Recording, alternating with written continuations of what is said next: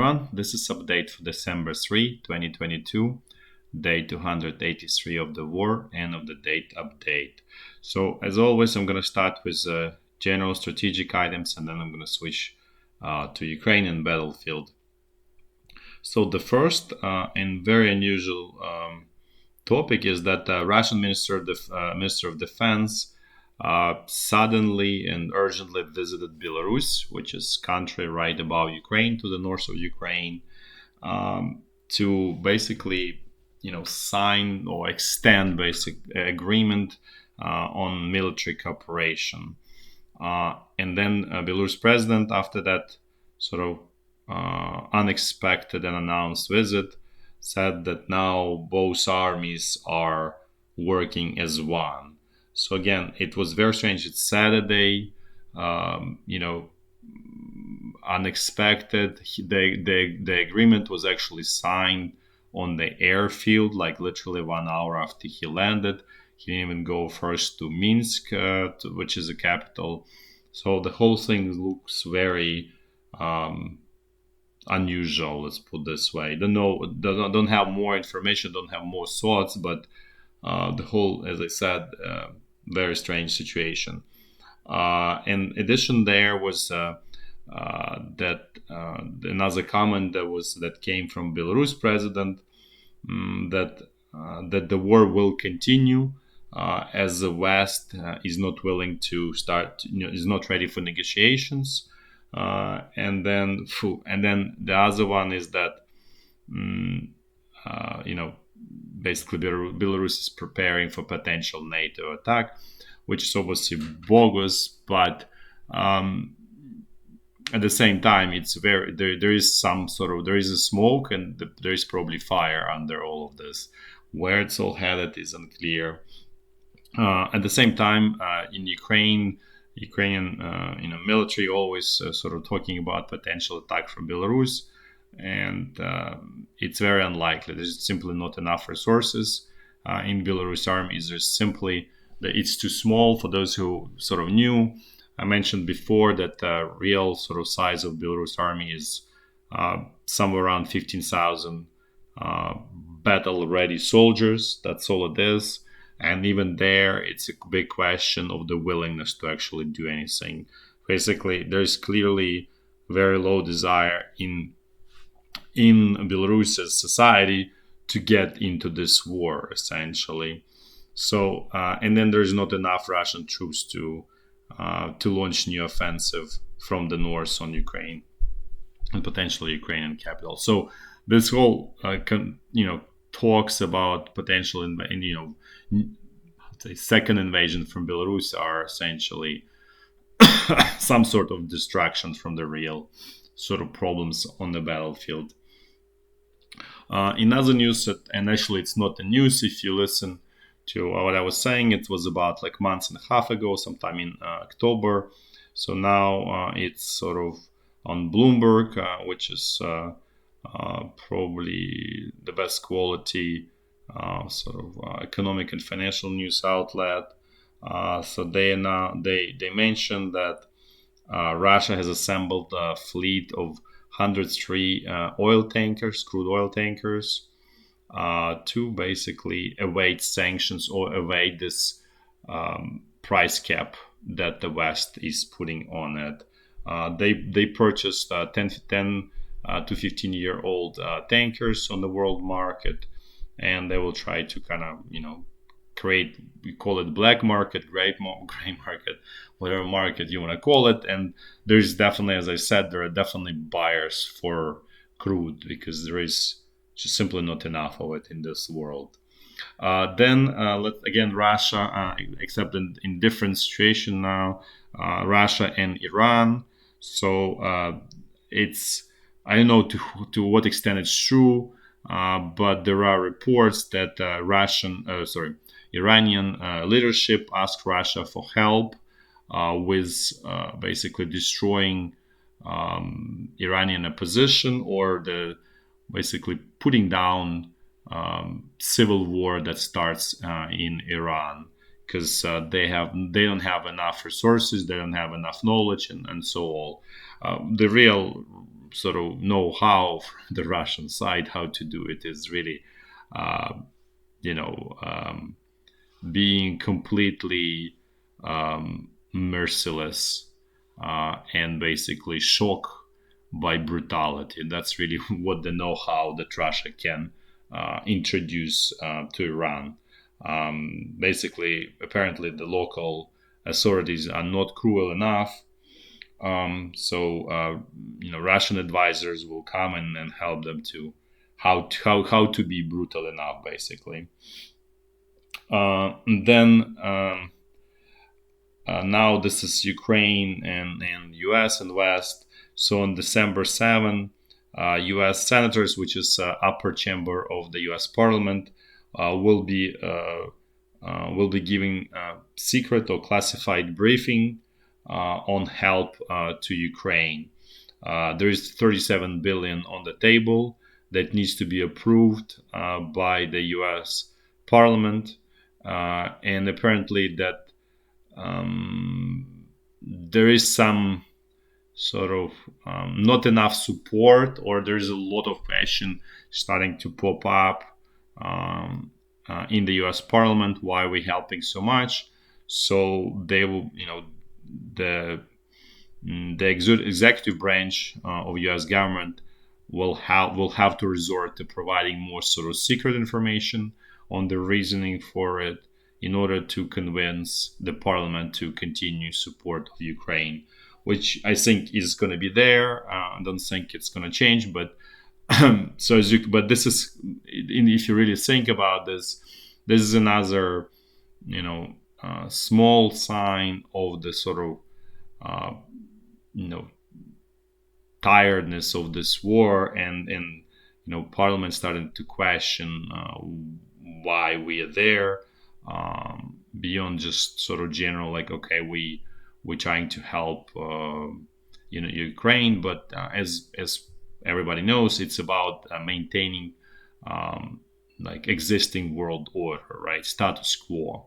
And because this Ukraine is just a small sort of subset of this big kind of like war or fight between West and then Russia, Iran, and China, who want to uproot the existing status quo.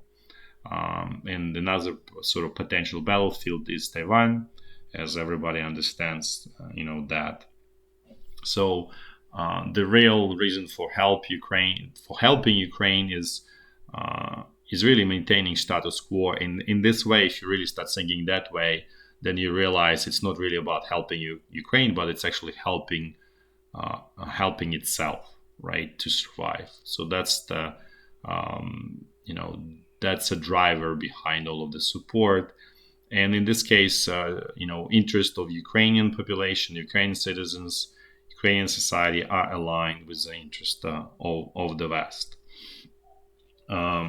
Then there's now let's a little bit switch to Asia, to China and Taiwan.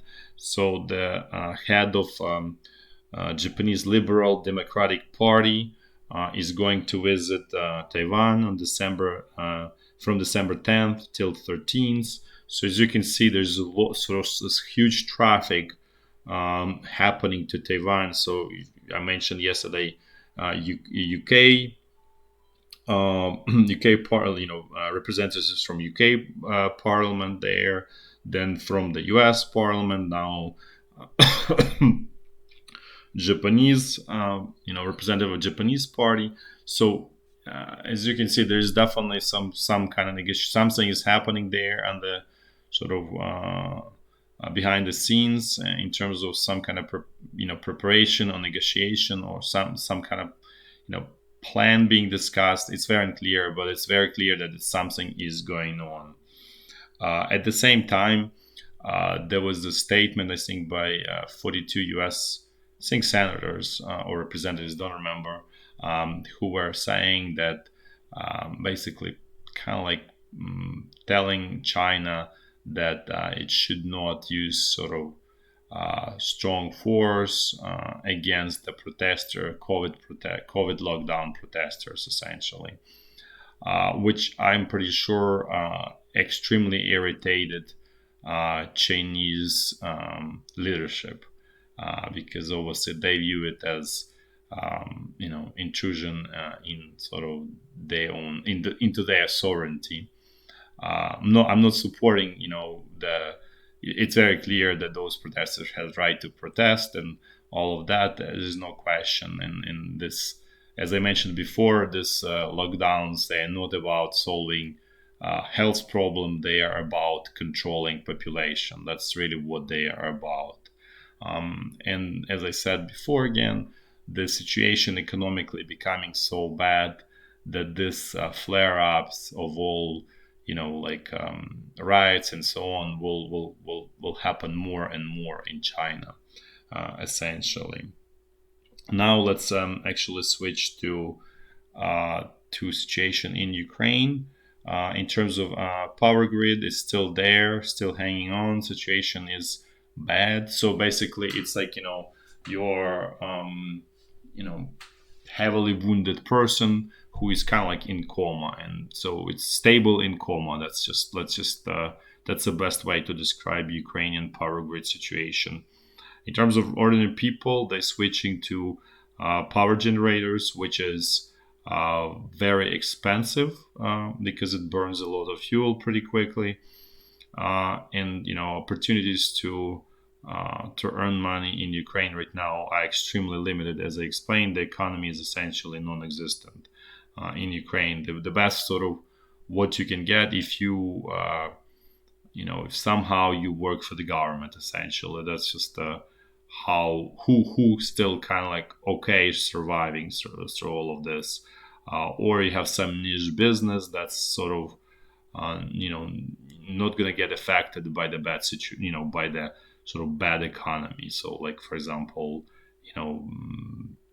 producing some sort of food, things like very basic things, right? Anything that's sort of more abstract, more complex, it's essentially quickly dying, and eventually there will be a problem in Ukraine in a couple months of uh, how to support these people, because uh, they will eventually run out of their sort of savings and everything, and the only sort of sensible way is to either give them some money, or I don't know, have some street kitchens to feed people. It's actually already happening in Ukraine. For example, in Kharkiv, here there are already sort of street kitchens that you can go and get some food for people who sort of feel they have need and all that stuff. So the war kind of like really